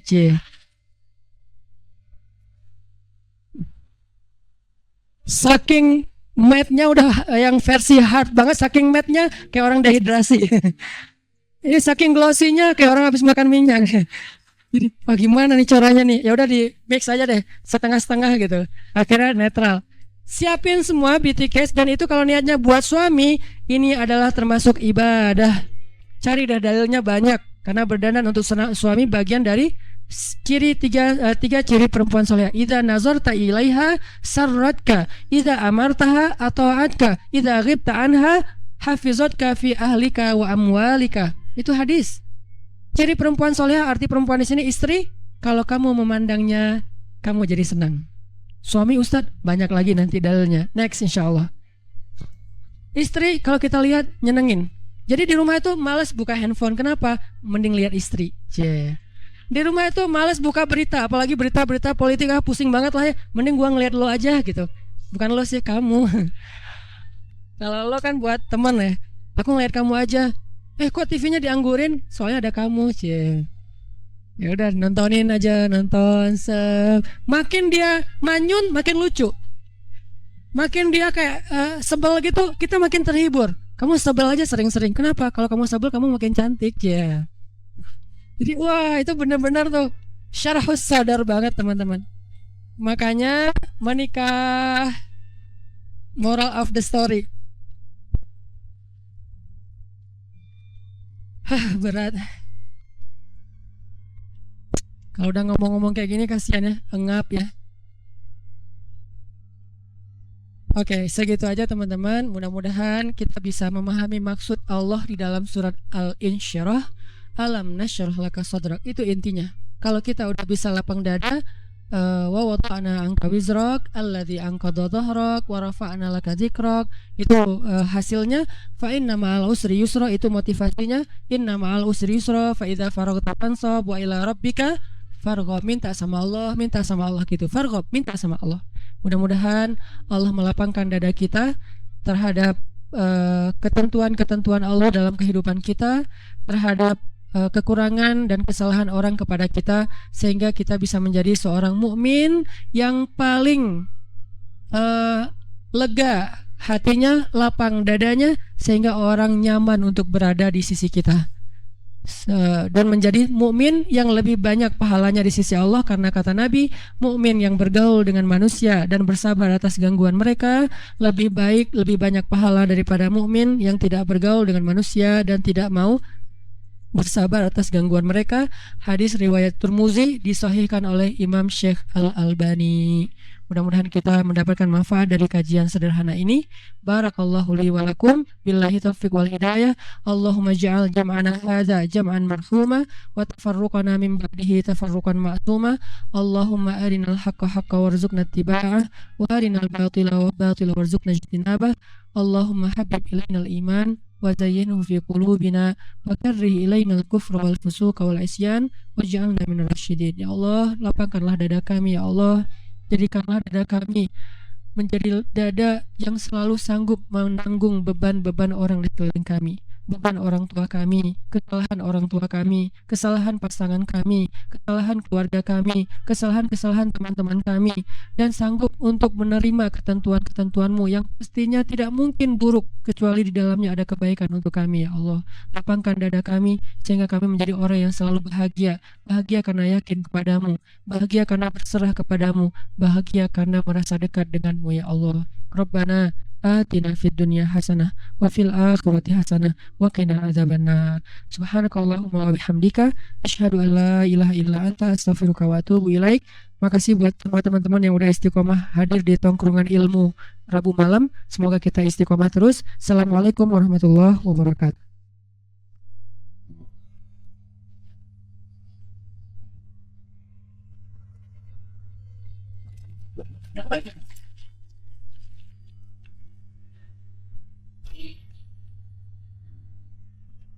Pada malam ini nongkrong bareng UHA spesial. Kita bisa nongkrong bareng teman-teman anak-anak dari Kota Soreang, yang mudah-mudahan pemuda-pemuda Soreang ini adalah Jovisa yang taat kepada Allah Subhanahu wa taala. Jovisa itu Pak singkatan jomblo fisabilillah. Dan yang kedua istimewanya kita dihadiri oleh orang tua kita, Bapak Bupati. Terima kasih Bapak pada jajarannya, Pak DKM dan seterusnya. Dan yang paling istimewa adalah yang di hadapan saya ini adalah anak-anak muda yang insya Allah betah untuk nongkrong di masjid, sehingga siapa yang merasa betah nongkrong dan berlama-lama di masjid, itu adalah salah satu di antara tanda-tanda keimanan. Semoga Allah Subhanahu wa taala memilih kita semuanya termasuk di antara anak muda yang bakal dapat naungan Allah nanti di padang mahsyar, di antara tujuh komunitas yang mendapatkan naungan Allah di akhirat kelak. Teman-teman, saya boleh ganti mic? Ini baterainya.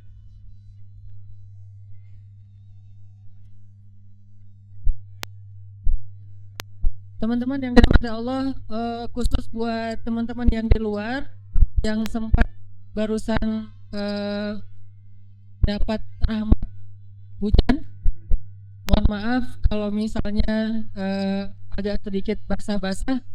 Mudah-mudahan kesabaran teman-teman di luar itu Allah ganti dengan rahmat yang lebih besar dalam kehidupannya. Al jaza ala qadaril masyaqqah, balasan itu tergantung dari sulitnya beramal. Kalau beramalnya mudah, maka balasannya sesuai dengan kemudahan. Kalau beramalnya susah, maka balasannya juga sesuai dengan kesulitan dan kesusahan. Kalau mudah mencari jodoh, ya gitulah. Tapi kalau susah, makanya udah jalan. Kalau dapat jodohnya susah, berarti yang disediain sama Allah itu istimewa. Ustadz, udah 10 tahun lulus kuliah belum dapat. Berarti istimewa banget.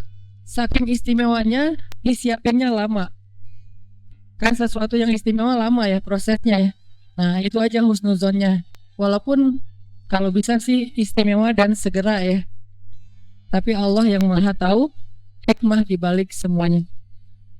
Oke teman-teman, malam ini kita akan melanjutin pembahasan kita tentang syarhus sadar, berlapang dada. Karena seperti yang saya sampaikan pada pekan sebelumnya, kalau kemarin kan kepotong sama pembahasan khusus gara-gara ada insiden pas pertandingan Persija. Jadi kita bahas tentang persatuan, kita bahas tentang ukhuwah, kita bahas tentang respect kemarin. Nah kita sekarang lanjutin lagi kajian atau materi lanjutan dari 2 pekan yang lalu tentang surat Al-Insyirah, surat Asy-Syarah, surat tentang lapang dada.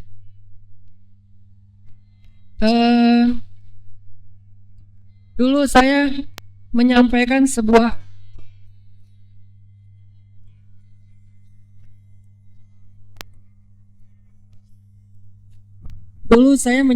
analogi tentang lapang dada. Kata para ulama, kita tuh happy ataupun bete bukan tergantung besar atau kecilnya masalah kita. Kita tuh ngerasa berat, nyesek atau lega itu bukan tergantung banyak atau sedikitnya masalah kita. Bukan itu yang paling inti ya. Kita bakal happy atau bete, lega atau sesek itu tergantung kelapangan dada kita dalam menghadapi masalah. Bukan tergantung masalahnya. Contoh, ruangan DKM masjid ini menampung berapa jamaah? Tadi saya tanya ke Bapak Ketua DKM, 6.000 jamaah. Kalau diisi 10 orang kira-kira sempit apa lega? Lega ya, sepakat ya, nggak ada ikhtilaf. Semua mazhab sama. Kalau ruang yang diisi, yang kapasitasnya 6.000, diisi 10 lega, diisi 60 lega, diisi 600. Sekarang kita ganti angka 60 itu kalau mengisi sebuah ruangan ukuran 2x2 kira-kira lega atau sempit?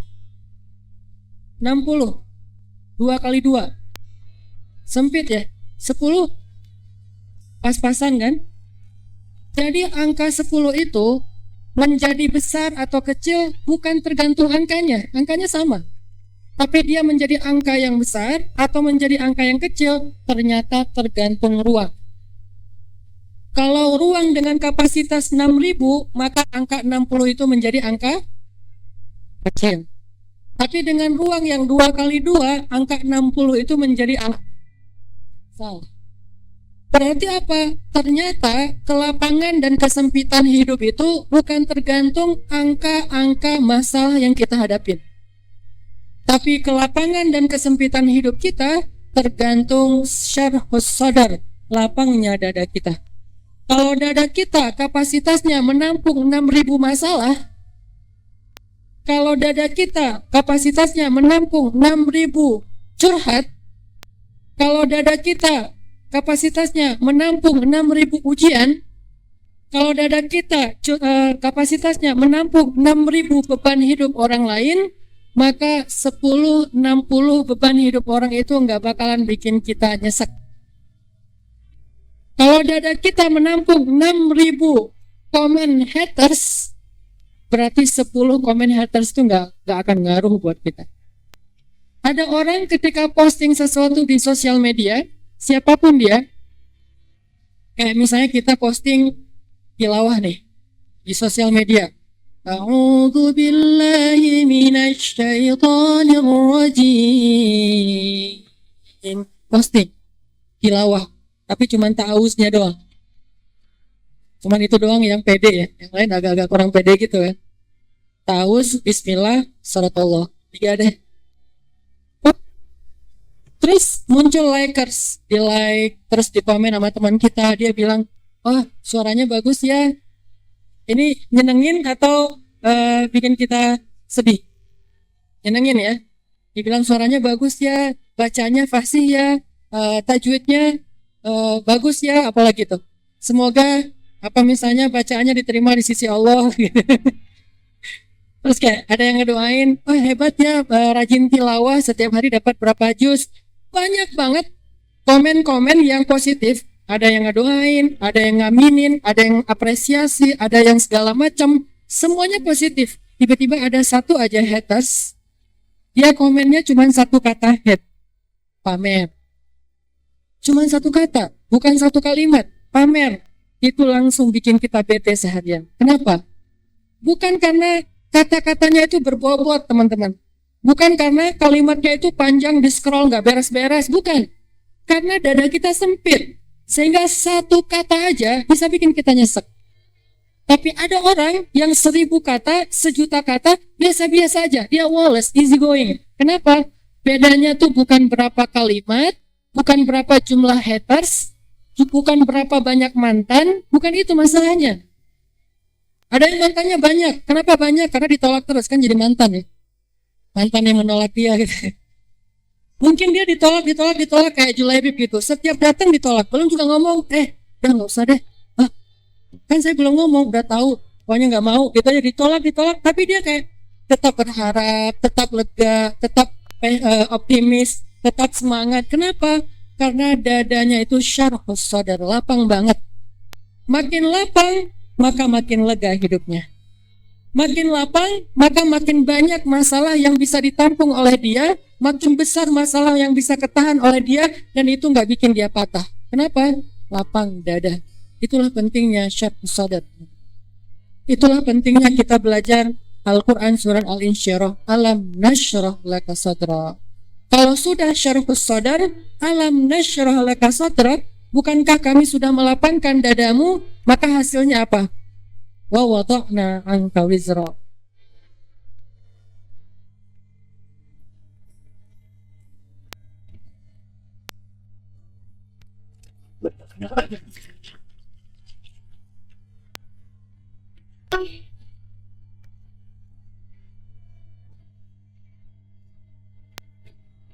Di antara 7 komunitas yang mendapatkan naungan Allah di akhirat kelak. Bilang suaranya bagus ya, bacanya fasih ya, tajwidnya bagus ya, apalagi tuh. Semoga apa misalnya bacaannya diterima di sisi Allah. Kalau sudah syarhus sadar, alam nasyrah laka sadrak, bukankah kami sudah melapangkan dadamu, maka hasilnya apa? Wa wada'na anka wizra. Wada'na anka wizra. Sehingga beban-beban itu terasa ringan karena dadanya udah lapang. Jadi beban itu berat atau ringan bukan berapa kilo bebannya, tapi berapa lapang dadanya. Kalau udah syarhus sadar, alam nasyrah laka sadrak, maka hasilnya wa wada'na anka wizrak alladzi anqadha dhahrak. Akan kami turunkan beban-bebanmu yang memberatkan punggungmu. Ada orang yang beban hidupnya tuh banyak. Dia misalnya harus menafkahi sekian ratus orang setiap bulan. Saya kenal beberapa selebriti, ketika datang ke rumahnya, di rumahnya ternyata beliau menampung sekitar 150 anak yatim. Dan itu biaya sendiri. Setiap hari ngasih makan 150 anak yatim. Tapi ternyata hidupnya asik-asik aja, nggak pernah ngeluh, "Ah, hidup saya banyak beban, saya harus menafkahi sekian orang segala macam." Enggak, padahal 150 anak yatim setiap hari. Ada lagi yang bebannya misalnya mengurus sebuah RT. Ada yang bebannya mengurus sebuah kecamatan, mengurus sebuah kota atau kabupaten, mengurus provinsi, mengurus negara, bahkan mengurus peradaban. Bukan satu negara, kayak Umar bin Khattab mengurus berapa negara sekarang. Wilayah kekuasaan Umar itu kalau dipecah sekarang jadi puluhan negara ya. Karena sepertiga bumi. Timur Tengah aja udah berapa negara tuh. Belum lagi nanti Asia. Sampai ke Indonesia. Itulah wilayah kekuasaannya Umar bin Khattab. Bebannya itu banyak banget teman-teman. Tapi dia tetap bisa happy, masih bisa tersenyum, masih bisa bercanda. Hidupnya nggak pernah putus asa, nggak pernah mengeluh. Kenapa? Karena dadanya Umar bin Khattab syarhus sadar, lapang. Apalagi Rasulullah SAW yang bebannya luar biasa.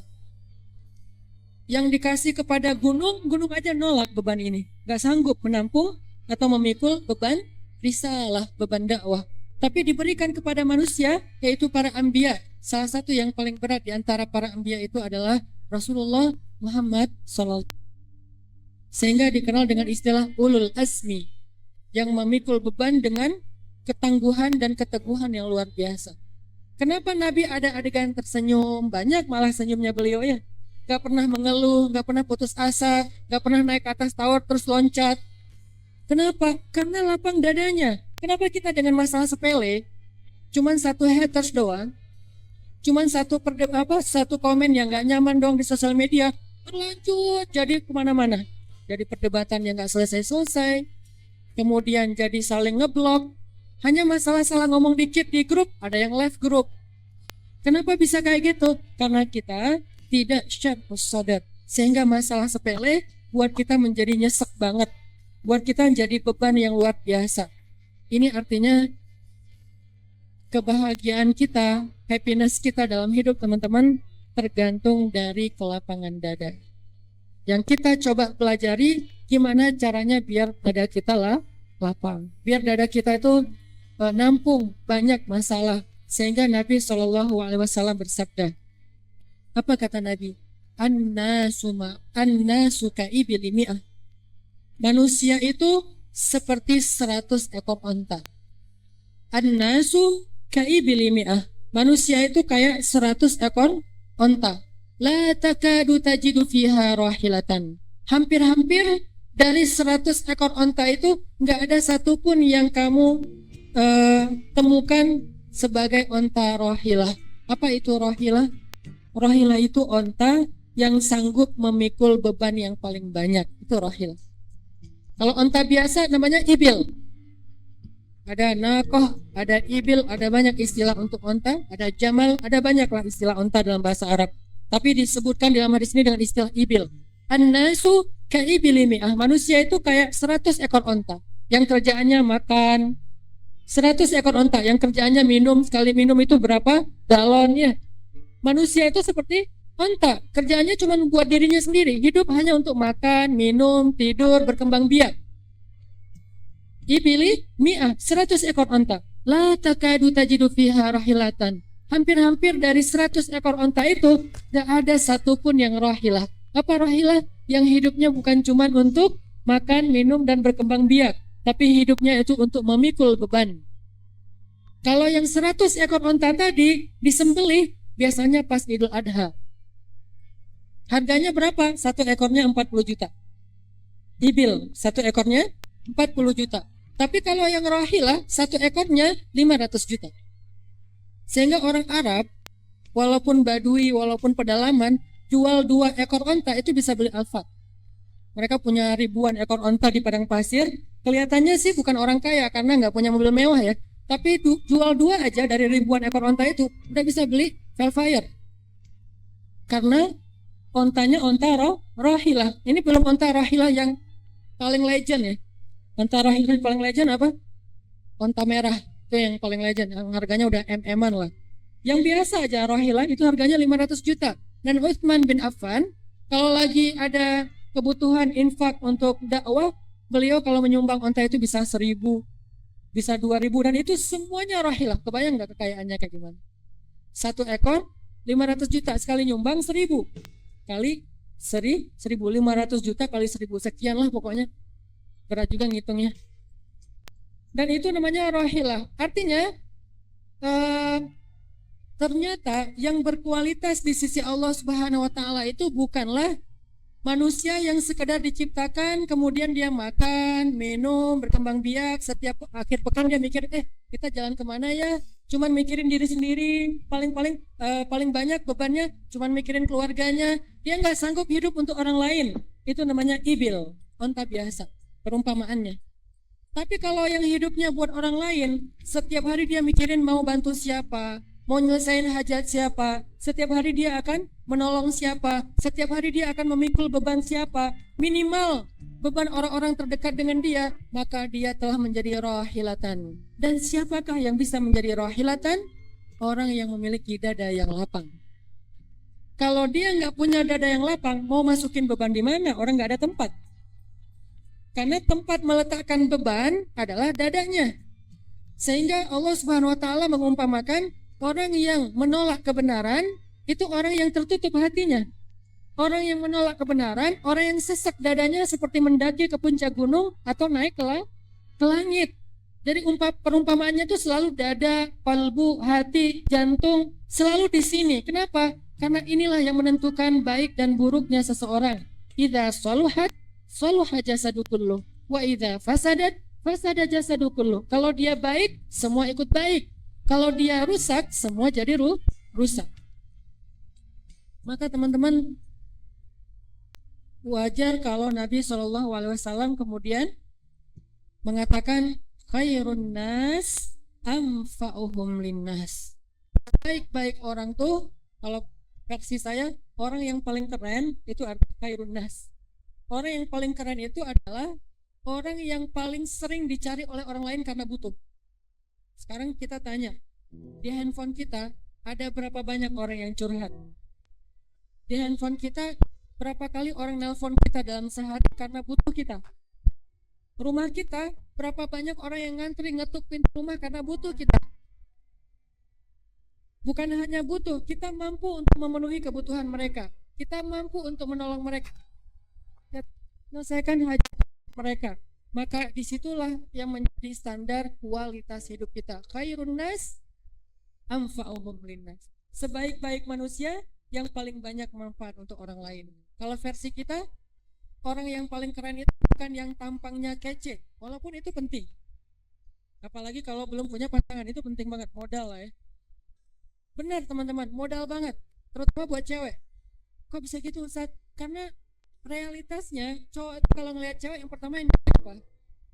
Jamal. Karena kata Nabi tungkul mar'ah untuk 4 hal kan. Perempuan itu dinikahi karena 4 alasan. 1, di jamal, lihat untuk penampilannya atau fisiknya atau kecantikannya, dan itu manusiawi. Tapi itu bukan satu-satunya. Ternyata yang paling penting, yang paling hebat, yang paling keren di mata Allah itu bukan yang paling ganteng. Karena seganteng-gantengnya kita tetap aja kalah sama Nabi Yusuf ya. Segagahnya kita tetap aja kalah sama Nabi Musa. Sekaya-kayanya kita tetap aja kalah sama Nabi. Kalau Sulaiman kekuasaan, seluas-luasnya kekuasaan kita masih kalah sama Nabi Sulaiman. Kalau kaya siapa? Nabi yang paling kaya. Salah satunya Ibrahim. Tahu nggak berapa kekayaan Ibrahim? Setiap malam Ibrahim menyembelih 100 ekor onta untuk menjamu para tamu-tamu yang datang berziarah ke Masjidil Aqsa gratis. Kalau ontanya 40 juta, onta sembelihan kali 100 berarti 4 miliar ya. Setiap malam Ibrahim mengeluarkan uangnya 4 miliar untuk menjamu para turis tamu ziarah yang datang ke Masjidil Aqsa setiap malam. Itu baru onta ya, belum lagi nanti tempat tinggal. Jadi bisa dibilang bapak perhotelan yang paling legend dalam sejarah manusia itu Ibrahim loh. Karena manajemen perhotelannya itu luar biasa. Yang datang ke Masjidil Aqsa itu ribuan orang setiap hari. Dan Nabi Ibrahim menjamu mereka gratis. Hotel bintang 5, free flow makanannya, full board, internasional buffet. Jadi suppliernya dari penduduk Masjid Aqsa, Palestina segala macam dimanage oleh Nabi Ibrahim yang luar biasa. Salah satu nabi terkaya selain Nabi Ayub. Ayub juga kaya walaupun yang terkenalnya sakit. Tapi sebetulnya bukan hanya itu cerita tentang Nabi Ayub. Kekayaan yang luar biasa. Ketika saya ke New Zealand, kan ada tempat film Lord of the Ring itu kan, yang Hobbiton namanya, tempat film Lord of the Ring, tempat film Hobbit. Itu satu area pegunungan yang pemiliknya cuma satu orang, dan itu New Zealand loh, yang katanya living cost nomor 3 termahal di dunia. Salah satunya New Zealand. Di atasnya nanti ada Swiss, ada 2 negara loh, malah lebih mahal daripada New York. Dia punya gunung yang dipakai jadi tempat syuting film of the Ring, itu cuma satu orang yang punya. Ketika kita jalan, kita tanya itu punya siapa? Punya dia. Itu punya siapa? Punya dia. Dia, nama dia yang disebut di mana-mana. Dulu di zaman Nabi Ayub, ketika orang jalan ngelihat kebun yang luas, kebun punya siapa? Ayub. Ngelihat ternak yang banyak, itu ternak punya siapa? Ayub. Ngelihat gunung yang luar biasa, itu punya siapa? Ayub. Istana Ayub. Nabi Ayub itu adalah salah satu yang paling kaya. Dan kekayaannya emang di atas rata. Gak akan bilang kaya kalau nggak beneran kaya. Tapi ternyata bukan itu yang menjadikan Ayub istimewa. Bukan itu yang menjadikan Ibrahim istimewa. Walaupun itu semuanya kebaikan. Bukan fisik yang ganteng yang Yusuf istimewa. Kan tubuh yang gagah yang menjadikan Musa istimewa. Tetapi apa? Beban yang Allah berikan kepada mereka. Musa menjadi istimewa setelah ayat idhab ila fir'aun innahu tagha. Pergilah dan dakwahi Firaun karena dia itu jahat banget. Baru Musa jadi istimewa. Kalau cuma mengandalkan tubuhnya gagah, maka Musa belum menjadi seorang yang sangat istimewa di sisi Allah. Tapi ketika dikasih beban, yaitu dakwah, risalah, untuk mengajak orang kepada kebaikan, dan yang diajak itu bukan orang biasa, Firaun, yang bahkan Allah sudah kunci mati hatinya, tapi masih disuruh dakwahin kepada Musa, maka sejak saat itulah Musa menjadi orang yang istimewa. Kenapa? Karena dia mampu memikul beban-beban yang berat. Jadi bisa dibilang teman-teman, cowok keren itu yang banyak mengambil beban orang lain. Jadi bukan yang cuman peduli penampilan, yang eksis di sosial media. Kalau kita harus eksis di sosial media, itu harus jadi salah satu syarhus sadar untuk kita menampung lebih banyak beban. Kenapa saya mengejar biar followersnya banyak? Bukan untuk sensasi, karena nggak nyaman juga kemana-mana dikejar orang. Sampai saya pernah di bandara, masuk bandara, terus Ustaz foto-foto. Waktu itu saya udah capek banget, pengen istirahat, semuanya pengen foto. Akhirnya saya masuk ke business lounge. Masuk ke lounge, di lounge ternyata ada banyak pramugari dari lagi delay. Makanya mereka Ustaz foto juga, pramugari pada ngajak foto. Larilah saya ke toilet, istirahat 1,5 jam di toilet. Kenapa? Cuman itu yang aman, gak ada yang ngajak foto. Masa foto di toilet ya? Artinya emang gak nyaman sebetulnya. Ada masing-masing ada resikonya lah, ada konsekuensinya lah. Cuman kenapa masih mempertahankan harus eksis di sosial media, harus gede followers? Kenapa? Karena sekali saya posting tentang kemanusiaan, Suriah, Palestina, atau di dalam negeri, Lombok, Palu, segala macam, dengan followers sekian, maka akan jauh lebih efektif untuk menggalang dana kemanusiaan ketimbang kalau follownya sedikit. Ketika saya mau ke Turki kemarin, bawa donasi buat para pengungsi Suriah yang ada di Turki, seminggu alhamdulillah kita dapat 1 M. Gak perlu bikin crowd event, gak perlu bikin penggalangan dana yang sifatnya tabligh akbar, gak akan effort habis-habisan, cuman posting aja pakai jari, alhamdulillah masuk sekitar 1 miliar, lalu kita bawa semuanya hand to hand kepada para pengungsi. Gitu juga di beberapa tempat yang lain. Kenapa? Ini namanya rohilah. Jadi kita jadikan sosial media kita rohilatan untuk memikul beban umat. Kita jadikan waktu kita untuk memikul beban umat. Kita jadikan ide dan gagasan kita untuk memikul beban umat. Itulah laki-laki sejati. Itulah cowok keren. Sehingga kalau kita udah terbiasa memikul beban, maka kita nggak akan kagok ketika dikasih beban oleh istri kita.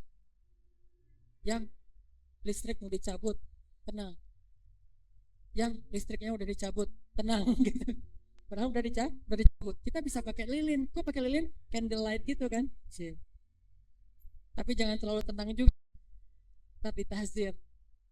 Intinya adalah Kalau udah terbiasa memikul beban, maka nggak masalah dengan beban keluarga, pasangan, mertua, ipar, keluarga, itu nggak masalah sama sekali. Itulah sosok Rasulullah Shallallahu Alaihi Wasallam. Sebelum Rasulullah menikah dengan Khadijah, Rasulullah udah terbiasa memikul beban. Kenapa? Dadanya lapang. Sehingga ketika menikah dengan Khadijah, yang tinggal di rumah Nabi itu bukan cuma Rasul dan Khadijah, tapi juga keluarga besar mereka berdua. Termasuk Ali bin Abi Thalib, Zaid bin Harithah, itu kan bukan anak-anaknya Rasul kan? Ali sepupu, Zaid anak angkat. Semuanya tinggal di rumah Rasul dan Rasulullah yang menafkahi mereka setiap hari. Kenapa? Karena Rasulullah udah nggak kagok dengan yang kayak gitu-gitu, udah terbiasa memikul beban. Kok bisa terbiasa? Karena dadanya udah lapang dari sejak kecil. Ya, nanti kita lanjutkan setelah salat Isya insyaallah. Barakallah. Sejak Rasulullah wafat, berkali-kali Bilal minta izin kepada Abu Bakar untuk ikut jihad dan gak pulang lagi ke Madinah, pengen tinggal di tempat yang lain. Udah gak kuat lagi berada di Masjid Nabawi. Karena orang yang dia cintai telah wafat. Tapi gak diizinkan oleh Abu Bakar sampai akhirnya setelah sekian lama membujuk Abu Bakar bisa diizinkan, pergilah Bilal dan akhirnya Bilal tinggal di Syam. Kalau sekarang Suriah. Di sanalah Bilal menikah. Jadi selama ini dia asik dengan cintanya kepada Rasulullah sehingga nggak sempat mikirin pernikahan. Baru berangkat ke Syam, sampai di Syam Bilal menikah di sana. Menikah di sana, hidup di sana sampai setelah beberapa tahun berada di Syam, akhirnya bergantilah pemerintahan dari masa Abu Bakar ke masa Umar bin Khattab. Setelah beberapa tahun di Syam, pada suatu malam Bilal menangis. Malam-malam dia bangun nangis, gerung-gerung gitu kayak anak kecil. Istrinya nanya, "Ya Bilal, ada apa? Ada apa? Kamu mimpi buruk?" "Enggak, justru ini mimpi baik." "Mimpi apa?" "Aku mimpi ketemu dengan Rasulullah SAW." Dan Rasulullah bersabda, "Siapa yang melihat aku dalam mimpi, berarti dia melihat aku dalam kenyataan." Aku bertemu dengan Rasulullah di dalam mimpi dan Rasulullah berkata, "Ya Bilal, kami rindu kepadamu. Sudah lama engkau tidak mengunjungi kami ya Bilal." Setelah bangun dari mimpi itu, Bilal semakin rindu kepada Rasul, merasa bersalah udah lama gak menjenguk Rasulullah. Akhirnya Bilal pun memutuskan untuk, kalau bahasa kita mah umroh, memutuskan untuk ziarah ke makam Rasul. Berangkat Bilal dari Syam, umroh ziarah ke makam Rasul. Melihat Bilal masuk lagi ke kota Madinah, penduduk Madinah itu berasa seperti hidup lagi di zaman Rasul. Senang gitu, dan Umar sangat senang dengan kedatangan Bilal. Sehingga selesai Bilal sholat, selesai Bilal ibadah sunnahnya, termasuk menjenguk atau berziarah ke makam Rasul dan Abu Bakar. Kemudian Umar berkata kepada Bilal, "Ya Bilal, sudah lama kami tidak mendengar suara azan darimu. Tolong kumandangkan sekali lagi azan seperti engkau mengumandangkannya di masa Rasul. Kami rindu ingin merasakan suasana di zaman Rasul." Benar Bilal, kata para sahabat yang lain yang ada di situ. Umar, kemudian Abdurrahman, beberapa orang sahabat, "Ya Bilal, azan, kami ingin mendengar suaramu seperti dulu kami mendengarnya di masa Rasul." Kata Bilal, "Saya tidak akan kuat." Kata mereka, coba dulu kamu usahakan karena kami ingin sekali mendengarnya. "Saya tidak akan kuat. Cobalah wahai Bilal demi kami supaya kami bisa semangat lagi dalam beramal soleh mengikuti perjuangan Rasulullah." Akhirnya karena udah dipaksa terus, Bilal pun mengumandangkan azan. Allahu Akbar, Allahu Akbar. Kota Madinah kaget mendengar suara Bilal. Orang-orang yang ada di rumah semuanya mengatakan, "Apakah Rasulullah sudah bangkit kembali? Apakah Rasulullah sudah bangkit kembali?" Mereka semuanya kaget dan bahagia, seolah-olah Rasulullah sudah bangkit dari kematiannya. Seperti Isa seolah-olah diturunkan kembali setelah dia diangkat ke langit. Satu kota Madinah tuh kaget bahagia gitu. Kayak seorang ibu yang kehilangan anaknya tiba-tiba mendengar suara anaknya dari jarak dekat dan ingin dipeluk segera anaknya itu. Saking rindunya mereka kepada Rasulullah. Allahu Akbar, Allahu Akbar. Pasar yang tadinya ramai tiba-tiba sepi mendengar suara Bilal yang masih sayup-sayup. Asyhadu an la ilaha illallah. Semuanya berlari keluar dari tempat-tempat kerja mereka, dari pasarnya, dari rumahnya. Semuanya berlari ke masjid. Ingin memastikan apakah Rasulullah sudah dibangkitkan kembali. Bahagia semuanya. Apakah Rasulullah sudah dibangkitkan? Apakah Rasulullah sudah hidup lagi? Semuanya bertanya dengan pertanyaan yang sama. Asyhadu an la ilaha illallah. Semuanya semangat datang ke masjid. Ngumpul, ramai banget. Kemudian ketika Bilal mengatakan, Asyhadu anna Muhammadar Rasulullah. Asyhadu anna. Gak sanggup lagi Bilal, berhenti di situ. Kemudian Bilal menangis dengan suara nangis yang luar biasa kerasnya. Lalu satu masjid menangis, lalu satu kota Madinah menangis. Sehingga para ulama mengatakan, tidak pernah kota Madinah menangis sedahsyat mereka menangis hari itu kecuali ketika Rasulullah wafat. Cuma 2 kali menangisnya kota Madinah paling dahsyat. 1 hari ketika Rasulullah wafat, 2 hari ketika Bilal kembali mengumandangkan azan dan mengucapkan asyhadu anna Muhammadar Rasulullah. Semuanya menangis. Semuanya merasa kehilangan Rasulullah. Semuanya merasa bahwa mereka ingin kembali di zaman ketika Rasulullah masih hidup. Lalu mereka bertanya setelah semuanya selesai menangis, ya Bilal, kenapa kamu tadi menangis? Kata Bilal, dulu biasanya kalau saya selesai mengumandangkan azan, saya akan datang ke hujrahnya Rasul. Hujrah Rasulullah itu kamarnya Rasul, rumah kecilnya Rasul. Selesai azan saya akan datang ke rumahnya Rasulullah dan memanggil, ya Rasulullah, as-salah, as-salah. Rasulullah nggak keluar sampai mendengar suara Bilal memanggil beliau secara khusus.